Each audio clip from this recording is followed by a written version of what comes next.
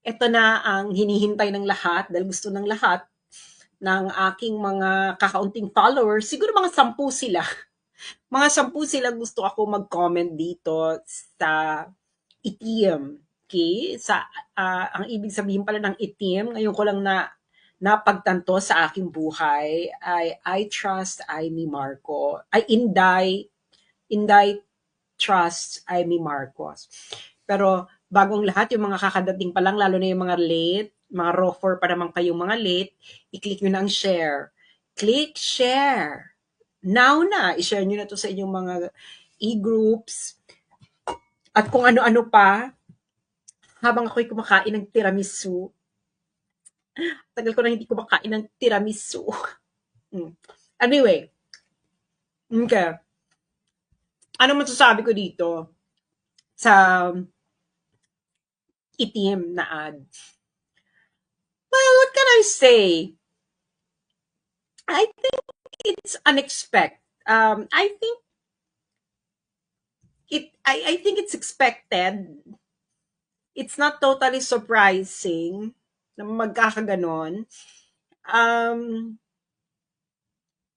how should I put this? Ako, I think, this is ano to lang ha, opinion ko lang. Wala masasaktan, kung masaktan kayo, bato-bato sa langit, katamaan ay huwag magalit. Ako, ganito ha, I think it is expected na Amy would turn back on the admin. Ang problema lang dito is the timing. Okay? Why? Katulad na rin, kasi binabasa ko ang pulso ng mga nagko-comment, no? Alam niyo naman ako, kailangan kapulso. Hindi lang tayo ka-moisture, kapulso ng taong bayan. Charot. Pwede na maging politician. Okay, hindi lang ka-moisture, kapulso. So, binitingnan ko yung pulso ng mga readers ko. Okay? Ang nakikita ko sa pulso ng mga readers ko is mixed opinion. Yon ang totoo, no? Mixed opinion. Merong okay na in-endorse ni Madam VP si Senator Amy. Merong no! May mga ganyan talaga. No way! Ganon. May ganon, no? May no way! Tapos meron namang lukewarm lang. Yung mga tipong, meh. Oh, tama ba ako? Tama ba ako mga ka-moisture at kapulsot? Na-cover ko ba ang lahat ng reaction in summary? Kailangan i-summarize naman natin ang reaction, di ba? Tama ba ako sa summary ng reaction ng mga ka-moisture na hati ang opinion? On one side, merong go, go, go na, okay, we support, ganyan. Meron namang sa other extreme na no way, gano'n. Tapos merong nasa gitna na okay, meh, gano'n. Okay, so bakit gano'n ang opinion ng mga ka-moisture natin? Wala akong pakialam sa opinion ng mga followers ng iba. Ang akin lamang ay pulso ng mga ka-moisture, 'di ba? Um, Una-una, bakit yung iba ay nag-no? Doon tayo sa pinakamatindi, yung talagang, no way! Ganyan. Kasi yung mga yan, may trauma. May trauma. Bex, bago pa lang ang trauma. hindi pa, hindi pa sila nakaka-recover. Ang nakakaloka kasi, yung trauma nila, cumulative. Cumulative yung trauma. Karamihan, alam nyo karamihan ng ka-moisture, ng followers ko, ito ay mga, hindi naman talaga mga pro-Marcos yan. Aminin ninyo, yung mga ka-moisture, hindi talaga mga pro-Marcos yan. Hindi sila mga, parang, ganyan lang sila sa mga Marcos. Aquino, Marcos, okay, sige, baka pwedeng mag-Marcos. Pero hindi talaga yan die-hard Marcos supporters. wala akong diehard loyalist na followers, to totoo lang. Siguro dun sa isang page ko, no, sa For the Motherland, may mga loyalist dun, binura nila. So, dito sa page ko ito, wala talaga ditong pro Marcos. Siguro mga mabibilang mo, siguro mga 1%. dahil dahil wala talaga, they don't. Ano lang talaga to talaga, mga bonggang-bongga, super bonggang may Duterte sa noo. 'Di ba? Yan talaga yan, may Duterte talaga sa noo yung mga nandyan. So ngayon, karamihan dyan may trauma. Kasi, hindi talaga nila, hindi sila, um, hindi, parang yung kay Marcos support nila, naka-attach yun sa support ng mga Duterte sa Marcos. Ganyan yan, ganyan yung aking mga followers. Okay? Dahil nga, wala naman silang pakialam sa mga Marcos, ayaw nila sa Aquino. So ngayon, nung sinuportahan ni Inday si BBM noon, sila naman parang, okay, let's do it. Alam mo yun? Karamihan dyan yung tipo, okay, let's do it. Now, pero yung let's do it nila yon, nakaangkla yon na may continuity nung panahon na ginawa ni Duterte, 'di ba? May continuity. Biglang pagkaupo pa lang, shit, gumaganyan na yung mga kamoisture natin, sandali, parang may something, ganyan, may something. Nung nagsalita na ako, actually, itong mga to, nagalit dito, itong mga to, mga nagpa-follow sa akin, nagalit dito na nagsalita ako against EDCA. Umamin kayo, tigilan nyo ako, kayo dyan mga follower, yung mga ka-moisture. Karamihan sa inyo, hindi nyo ako maintindihan nung nag-anti-EDCA ako noong February 2023. Halos isumpa nyo ako sa Earth, sa Mars, sa Saturn, pero ako'y nanindigan dahil yun ang paninindigan ko, wala akong pakialam. Sabi nga ng mga pabebe girls, walang makakapigil sa amin. Charot. Anyway, tapos hanggang nag-escalate ang ang mga sandali, wait, ganyan yung mga ka-moisture. Wait, parang budol na to.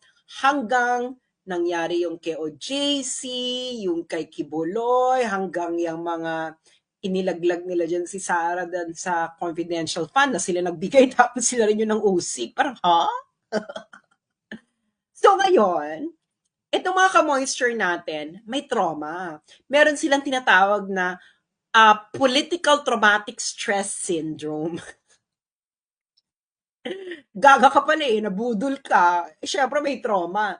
So yun, meron silang PTSD, political traumatic stress syndrome. Okay, class, ano ang ating term for the day?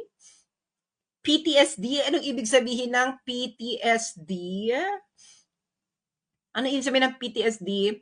Political traumatic stress syndrome.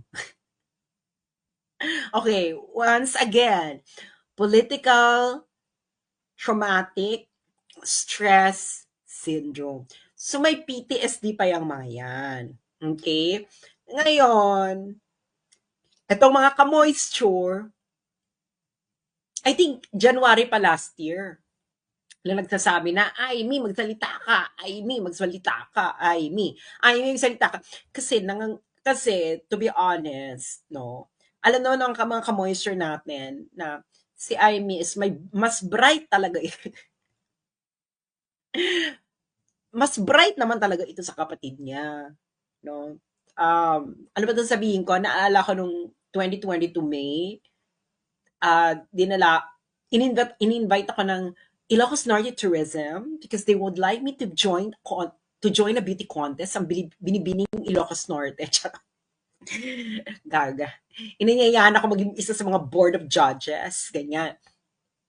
Ngayon, nung nandun ako, puro Amy yung mga bukang bibig nila. Sabi ko, ay, bakit puro Amy? Yun nga, no? Para tuwing may tinatanong ako, ang ganda naman ito. Tapos sabihin nila, ay, kasi dahil po kay Amy. So, bakit po lang parang kay BBM? Gano'n. So, doon pa lang alam ko na, si Amy yung mas may ganap sa magkapatid. Kasi doon ko lang naman talaga nakilala ang kanilang pagkakaiba. Syempre, so yung mga ka-moisture natin, matagal na nagre-request na, hindi, magsalita ka na. Emerald, ganyan, magsalita ka na. And of course, parang it's so unrealistic na kapatid niya is ilalaglag niya, 'di ba? So unrealistic. Pero yung mga ka-moisture natin, yun ang sinasabi na ano ba, Amy, bansa or kapatid, ganyan. Bansa or kapatid. So, yung mga ka-moisture, naghintay sila ng napakamahabang panahon. Tapos ngayon, biglang, ay, eksena. Diba? Eksena, merong itim. Basically, yung itim na advertisement, ito talagang anti-admin ka talaga. Lumabas ka na talaga ng anti-admin. Di ba? Katabi mo pa si Inday Sara na inaakusahan nila gustong pategi yung kapatid mo. Ano pa ba? So talagang this is a full-on anti-admin. Pero, kaya nga sinabi ko sa inyo, ng ka-moisture natin, may PTSD, may Political Traumatic Stress Syndrome.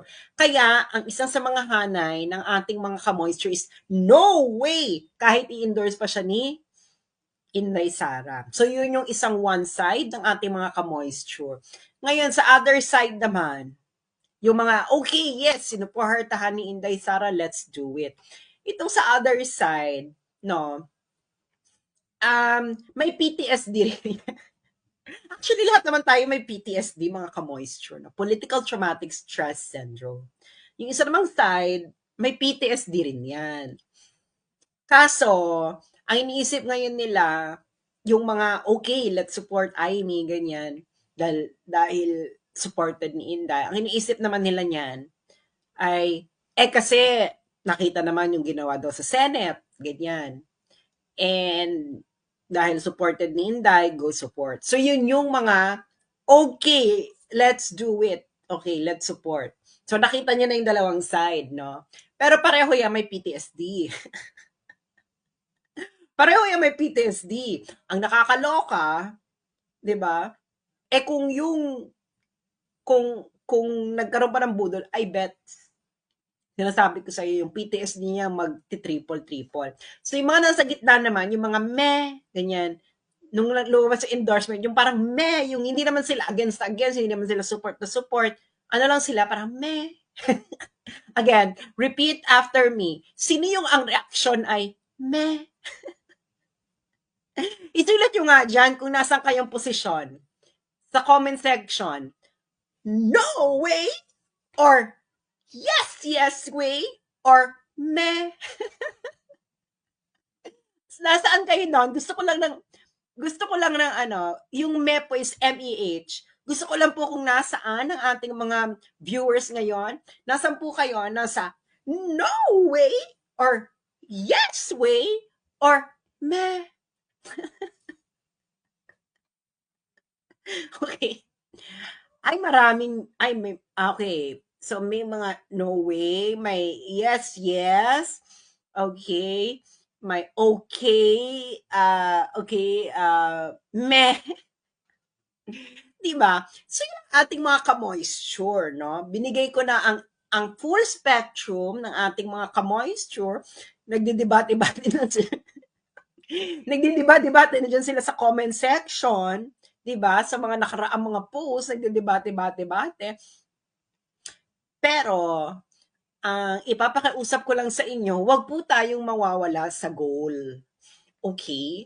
Ano po ba ang goal natin?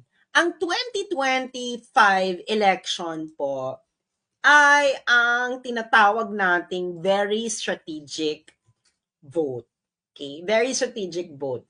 Bakit siya very strategic? Alam naman natin na siguro may mga napupusuan tayo talagang kandidato bilang senador, pero ayaw natin silang iboto because of meron niya tayong goal. Alam naman natin na ang pinakamalaking issue ng harapin ng Senado ng after 2025 elections ay ang impeachment trial ni Madam Vice President Sara Duterte.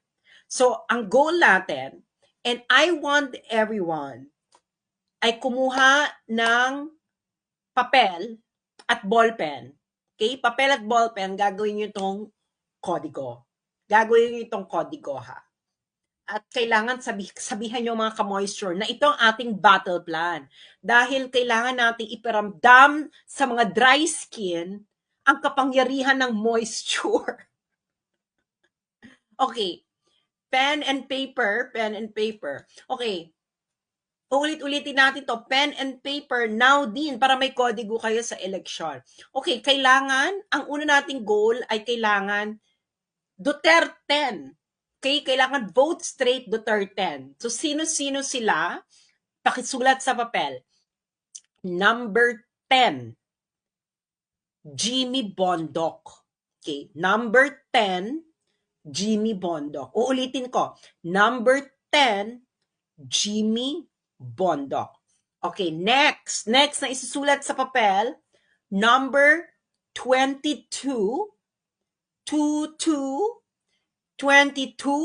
sa bingo, dalawang madring nakaluhod.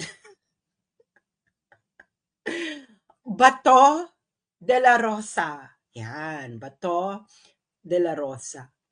Okay, next number is number 28, 28. Sa bingo,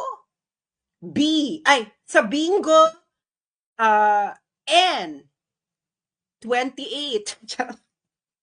Number 28, bongo. Okay? 28, bongo. Okay. Number 30, 30, Hinlo. JV Hinlo. Number 30. Okay? 30. Number 34, Lambino Raul. So, 3, 4. Number 3, number 4, 34. Okay. Next is, ito, love ko to. Love ito na marami. Number 38. Number 38, Marcoleta. Okay? 38, Marcoleta. 38, Marcoleta. Okay. Number 53, 53, Kibuloy. Okay? 53, Kibuloy. And then next is number 56, Rodriguez. Vic Rodriguez. Number 56, 56. And then the next one is number 58, 58, Philip Salvador. Salvador. 58, Salvador. And number 42, 42, Mata. Richard Mata. Okay, 10 na yan, no? Ibo-vote siya ng straight. Vote straight Duterte. So, number 10, number 22, number 28, number 30, number 34, number 38, number 53, number 56, number 58, number 42. Vote straight. Ang hindi mag-vote straight ng Duterte, magiging dry.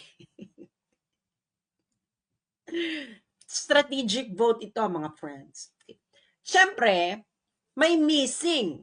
Okay? May missing na dalawa. Huwag kayong mag-a-undervote.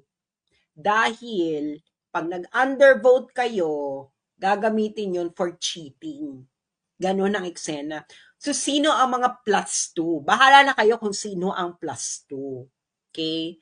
Ang plus 2, ay tingnan ninyo doon sa survey or kahit tumingin kayo doon sa kabilang na siguradong buboto ng no sa impeachment trial ni Sara. Yun ang plus 2. Kailangan yung sigurado kayo pakiramdaman ninyo. Dahil ang 2025, pagkatapos ng 2025 elections, yun ang gagawin nila. Okay?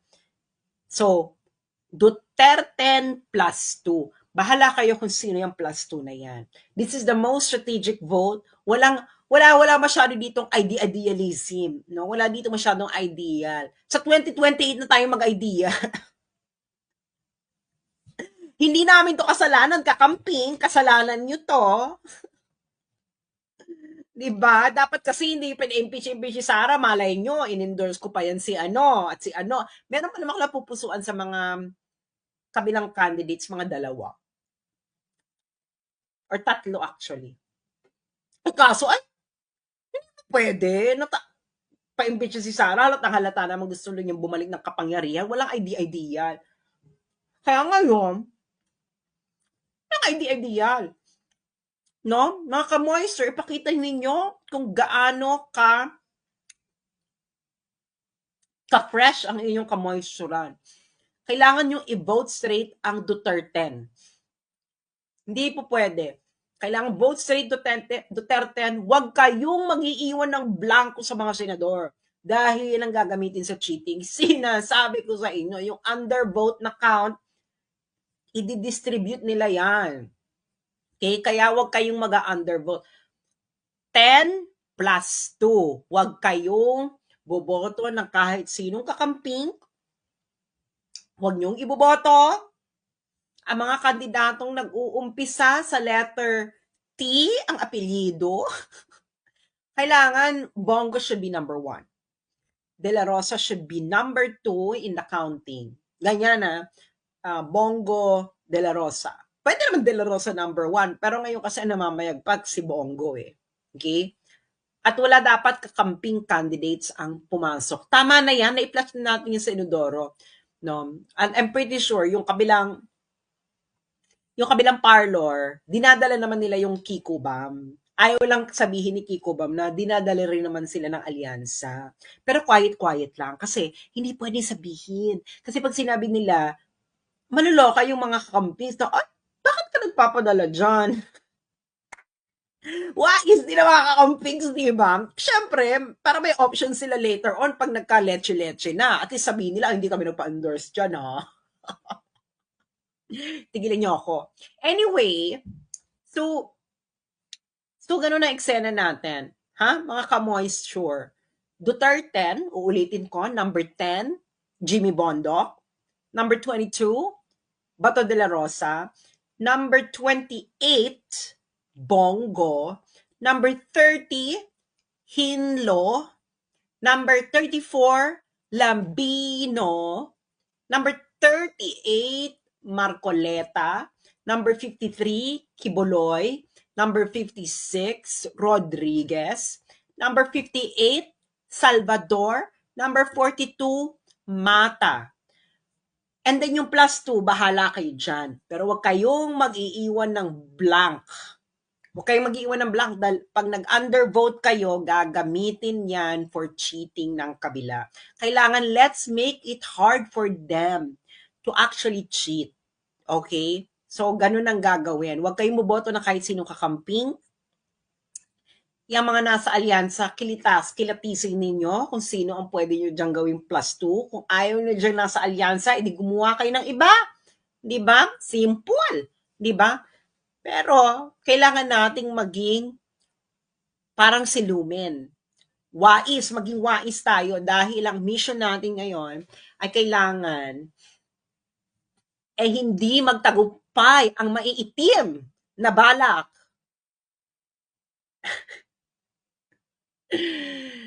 ni Tambi, ni Kerokeropi, at ni Hello Kitty.